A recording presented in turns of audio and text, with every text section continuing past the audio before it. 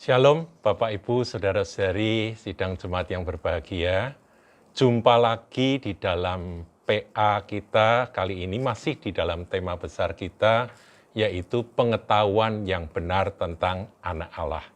Kita tahu ya di dalam surat Efesus pasal yang keempat ayat 13, bahwa pengetahuan yang benar tentang anak Allah merupakan target, merupakan goal dari pelayanan 5 jawatan. Jadi sangat penting sekali. Nah, saudara, kali ini kita akan membahas tentang Yesus Kristus di Perjanjian Lama sebagai imago Dei, yaitu bahasa Latin yang artinya sebagai gambar dan rupa Allah. Tetapi sebelum itu, saya akan memperlengkapi akan pelajaran yang lalu, yaitu tentang tidak seorang pun yang dapat melihat Allah. Tetapi anak Allah yang ada di pangkuan Bapa itulah yang menyatakannya.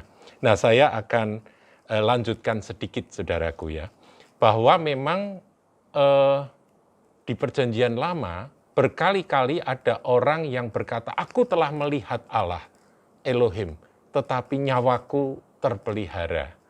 Yaitu ada banyak, beberapa contoh sudah saya berikan, misalnya Yakub ya yang bergulat dengan Tuhan di tepi Sungai Yabok dan sebagainya. Kemudian perjumpaan Musa dengan Tuhan di semak belukar yang menyala, ya. Kemudian mereka berbincang-bincang, berdialog, dan Musa tidak mati. Padahal dengan jelas sekali ada ayat yang sudah kita pelajari di PA yang lalu bahwa setiap orang yang melihat wajah Tuhan akan mati. Nah, saudara, kalau tidak mati berarti yang dijumpai, yang dilihat itu adalah anak Allah. Yang menyatakan diri di Perjanjian Lama sebagai Malak YHWH, Malak Yahweh, atau Malak Elohim. Nah, saudara, ada satu lagi peristiwa, yaitu sebelum kelahiran Simson.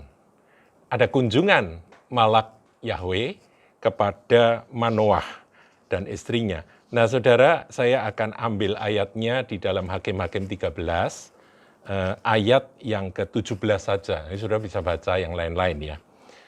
Dikatakan demikian, kemudian berkatalah Manoah kepada malaikat Tuhan. Tuhannya Tuhan, huruf besar, ini YHWH. Dan kita tahu ini adalah penyataan dari Putra Allah di Perjanjian Lama. Siapakah namamu? Sebab apabila terjadi yang kau katakan itu, maka kami hendak memuliakan engkau. Tetapi jawab malaikat Tuhan itu kepadanya, mengapa engkau juga menanyakan namaku? Bukankah nama itu ajaib? Ya, saudara, bukankah nama itu ajaib?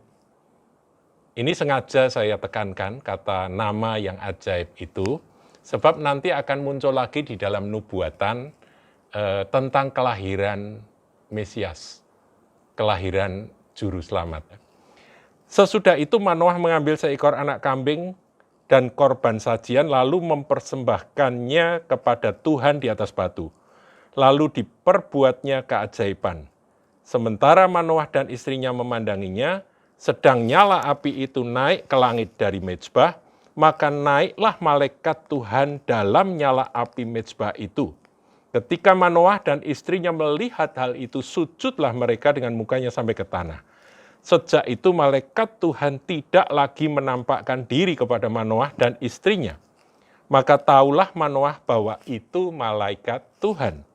Berkatalah Manoah kepada istrinya, kita pasti mati sebab kita telah melihat Allah. Allah di sini Elohim. Tahu, Manoah ngerti kalau melihat Allah pasti mati.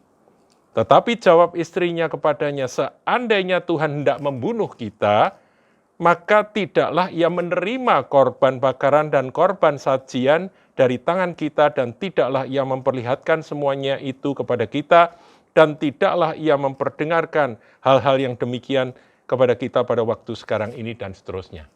Ya, ini adalah berita tentang istri Manoah yang nantinya akan mengandung seorang hakim di Israel yang gagah perkasa, yaitu Simson. Nah, saudara, peristiwa ini menambah bukti bahwa orang-orang di Perjanjian Lama ngerti, kalau melihat Elohim pasti mereka mati, tapi kalau tidak mati, itu berarti yang dilihat siapa? Yaitu penampakan Putra Allah di Perjanjian Lama dalam wujud Malak YHWH. Nah, saudara, saya juga akan tambahkan di dalam kisah Sadrah, Mesa, Abednego. Ini kisah yang menarik. Sadrah, Mesa, Abednego adalah 3 pahlawan iman yang orang Ibrani yang dibawa ke Babel. Kemudian mereka karena cerdas menjadi pejabat-pejabat tinggi. Nah, dalam peristiwa patung emas yang didirikan oleh Nebukadnezar, di mana semua orang harus menyembah, 3 orang ini nggak mau nyembah, karena mereka hanya mau menyembah pada Tuhannya, yaitu kepada Allah Israel. Nah, kita lihat saudara di dalam kisah Daniel. Saya bukakan di dalam Daniel pasal 3. Daniel pasal 3 ini ceritanya ketika mereka sudah dilemparkan ke dalam dapur api yang menyala-nyala dan dipanaskan 7 kali, sampai yang melempar aja mati, saudaraku ya. Nah, di sini dikatakan, tetapi, ayat 23 ya, Daniel 3 ayat 23, tetapi ketika orang itu, yakni Sadrah, Mesa, dan Abednego jatuh ke dalam perapian yang menyala-nyala itu dengan terikat, saudara ya, diikat. Kemudian terkejutlah Raja Nebukadnezar, lalu bangun dengan segera. Berkatalah ia kepada para menterinya, bukankah 3 orang yang telah kita campakkan dengan terikat ke dalam api itu? Jawab mereka kepada raja, benar ya raja, katanya. Tetapi ada 4 orang kulihat berjalan-jalan dengan bebas di tengah-tengah api itu. Mereka tidak terluka. Dan yang keempat, orang yang muncul itu rupanya seperti anak dewa ilahi, saudaraku. Siapakah itu, saudara? Banyak penafsir dan saya juga setuju. Ini adalah penyataan, penampakan dari Putra Allah, Anak Allah itu di Perjanjian Lama. Saudaraku, mestinya ada beberapa lagi, tapi saya cukupkan sampai di sini. Bukti-bukti akan pemunculan akan Anak Allah di Perjanjian Lama sebagai Malak Yahweh, Malak Elohim. Nah, saudara, kita akan masuk dalam pelajaran mengapa firman itu harus menjadi manusia. Nah, seringkali ini ditanyakan ya, di dalam dialog.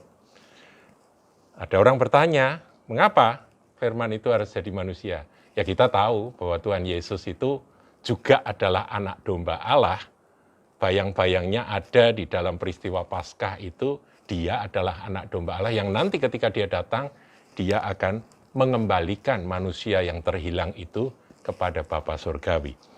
Nah, melalui penebusan ya, melalui korbannya yang di atas kayu salib, sehingga Rasul Paulus mengatakan dia adalah domba Paskah kita yang telah tersembelih, saudara ya. Bahkan di kitab Wahyu juga penglihatannya adalah domba yang sudah tersembelih. Itu adalah gambaran tentang penebusan yang sempurna, yang sudah genap, yang dikerjakan oleh Tuhan Yesus. Nah, sekarang pertanyaan, mengapa firman harus jadi manusia?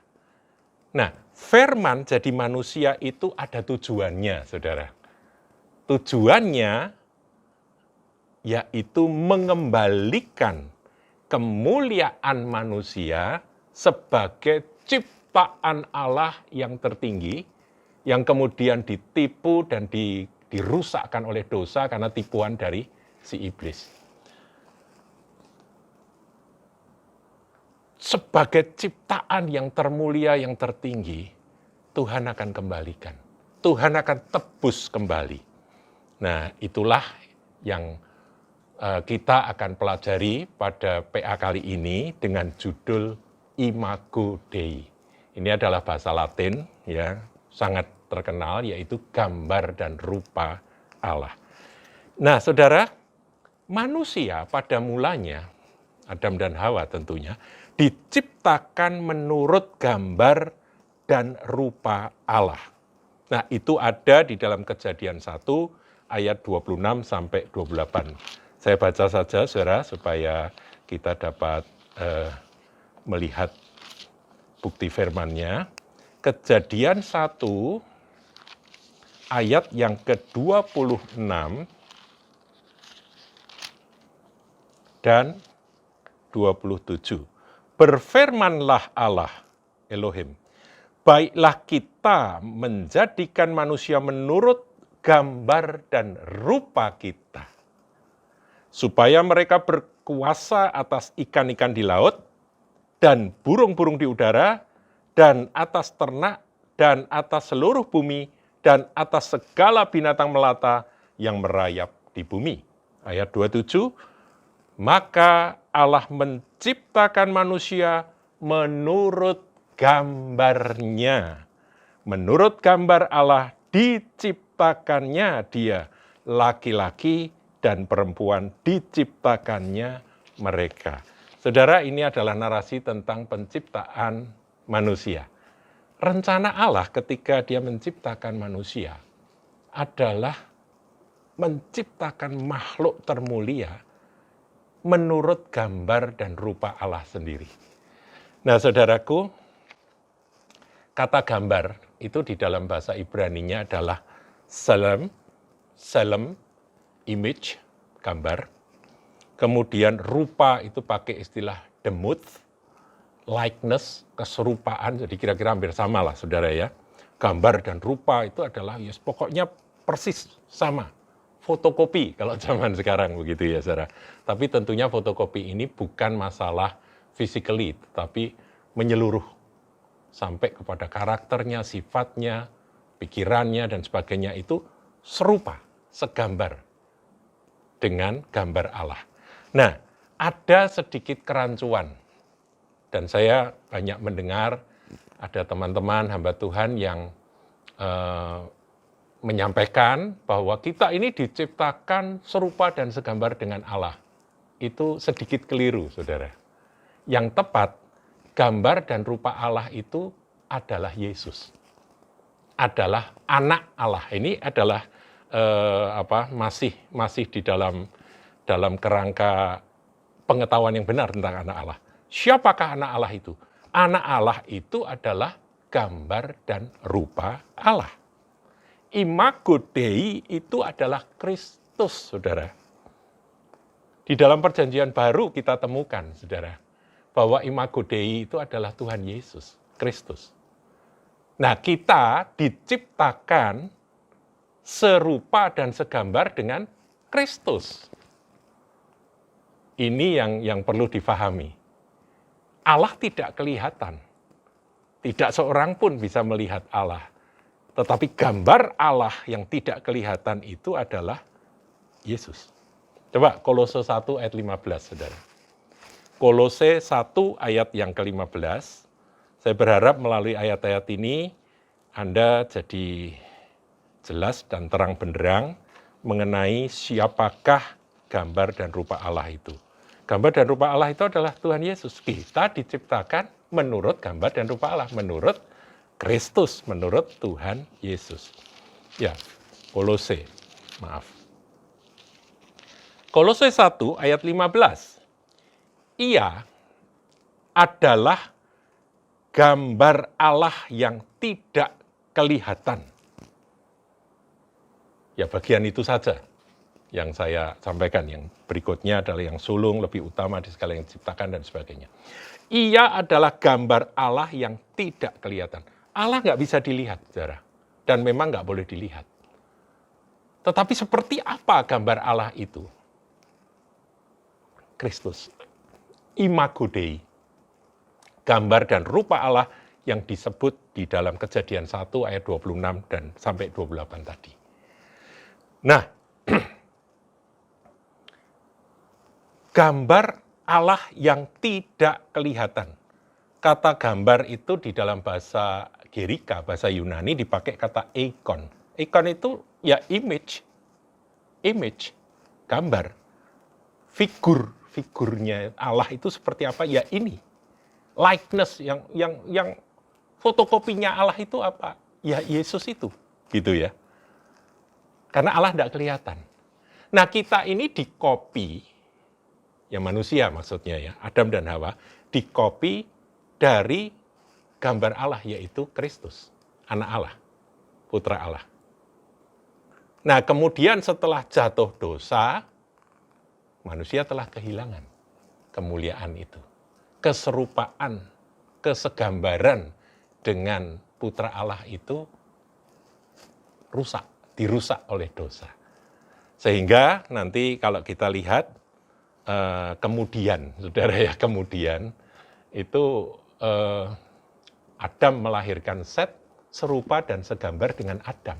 Itu ada di dalam Kejadian pasal 5. Jadi kita ini sebetulnya sudah bukan lagi serupa dan segambar dengan Allah. Bukan. Jangan saudara salah ngerti. Kita ini serupa dan segambar dengan Adam yang sudah jatuh. Makanya ada benih dosa di dalam diri kita. Tetapi melalui penebusan yang dikerjakan oleh Yesus Kristus Tuhan dan Juru Selamat kita, kita dikembalikan posisinya. Menjadi anak-anak Allah dalam arti kita ini kembali menjadi serupa dan segambar dengan Dia. Dia adalah saudara sulung kita, Dia adalah master copy kita dikembalikan. Nah ini ada prosesnya. Mulai dari pertobatan, terima Yesus sebagai Tuhan Juru Selamat, kemudian kita mulai belajar taat, memahami firman, dan belajar mengikut Kristus setiap hari, maka kita akan diubahkan dari hari ke hari menjadi semakin serupa dengan Dia. Seperti Paulus katakan di dalam Filipi 3 ayat 10, yang ku kehendaki adalah menjadi serupa dengan Dia. Nah, saudara, ini adalah tujuan mulia dari kedatangan Yesus Kristus Putra Allah yang tunggal, Tuhan kita, Juru Selamat kita. Tujuannya firman itu kok jadi manusia itu apa? Yaitu untuk mengembalikan kemuliaan manusia sebagai makhluk ciptaan Allah yang tertinggi yang sudah dirusakkan oleh iblis, oleh dosa. Nah, saudara, jadi seperti gambarannya itu seperti fotokopi. Adam dan Hawa itu fotokopinya dulu persis seperti Yesus, begitu ya. Seperti gambar Allah, seperti imago Dei. Tapi kemudian rusak oleh dosa, gak terbaca lagi. Nah ini keturunannya juga rusak, saudaraku. Itu kita.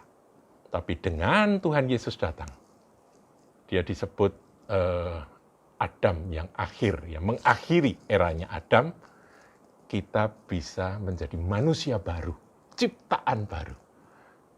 Sebab semua yang ada di dalam Kristus adalah ciptaan baru, yang lama sudah berlalu, yang baru sudah datang. Itulah kita, saudara. Paham ya?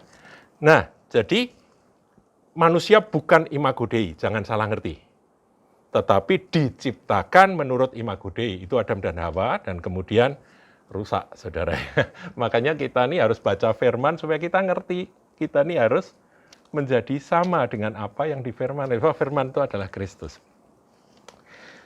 Manusia yang diciptakan menurut pola firman Allah ini telah jatuh dosa, saya tadi sudah jelaskan. Dan kemudian melalui Yesus Kristus anak Allah yang datang, Dia mengembalikan, memulihkan manusia yang telah jatuh itu pada kedudukan yang semula. Makanya seberapa banyak barang siapa menerima Dia diberinya kuasa untuk menjadi anak-anak Allah. Yaitu dengan in Him, di dalam Dia. Nah, saudaraku, ini adalah kelengkapan dari pengetahuan yang benar tentang anak Allah. Kalau di Perjanjian Baru, tadi saya sudah sampaikan Kolose 1 ayat 15, saudara bisa lengkapi dalam Ibrani 1 ayat 3. Di sana dikatakan Ia adalah cahaya kemuliaan Allah. Jadi Allah itu punya kemuliaan, punya cahaya, cahayanya itu adalah Kristus yang bisa dilihat oleh manusia.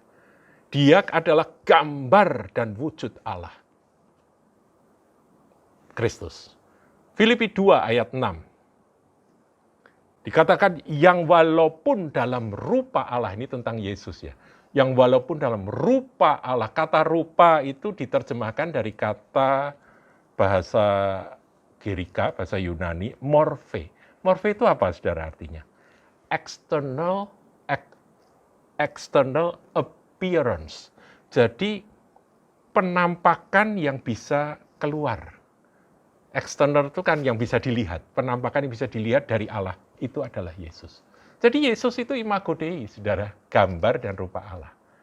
Manusia tidak bisa melihat Bapa, tidak bisa melihat Allah, tetapi melalui Sang Putra kita dapat melihat Dia. Sebab Dia adalah gambar Allah yang tidak kelihatan itu. Gambar dan wujud Allah yang tidak kelihatan itu. Inilah pelajaran pengetahuan yang benar tentang anak Allah. Saya berharap dengan pelajaran ini, Bapak, Ibu, Saudara-saudari punya pengetahuan yang benar tentang anak Allah. Perlu diulang lagi ya, dari awal, dari pelajaran pertama sampai yang terakhir ini. Tuhan memberkati.